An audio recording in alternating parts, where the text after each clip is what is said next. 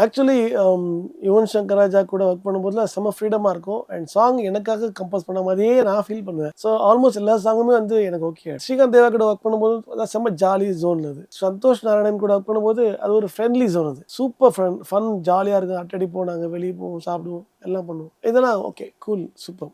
Harris Jayaraj ஏன்னா அவர் கரெக்டாக இருப்பார். இந்த மீட்டரில் தான் இருக்கணும். அதுக்கு மேலே 1% கூட போட அதெல்லாம் அது ரொம்ப சிங்கிங் ஸ்டைல் கூட சார் லைட்டாக வெலாசிட்டி கூட ஏறக்கூடாது. அந்த மாதிரி ஒரு அதை கொடுத்தே ஆகணும். அது மேலே ஒன்றுமே கிடையாது. Is very clean about what he wants. எனக்கு வந்து இந்த அறிந்து மரியாமலும் பாட்டு பாடும்போது தான் கொஞ்சம் கம்ஃபர்டபுளாக இல்லை. ஏன்னா அப்போ எனக்கு அம்மை போட்டுருந்துச்சு.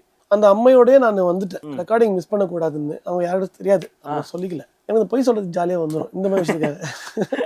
ஸோ சொல்லிக்கல. ஆனால் அப்போ உடம்புல ஜுரம், பயங்கர ஜுரம். அவங்க சொல்கிறாங்க புரியுது. பட் என்னால் அதை ப்ரொடியூஸ் பண்ண முடியல அந்த உடம்புல. பட் அதை ப்ரெசென்ட் பண்ணிட்டேன். இப்போ அந்த பாட்டை கேட்கும் போதெல்லாம் எனக்கு தோணும், உடம்பு நல்லா இருந்துச்சுன்னா இன்னும்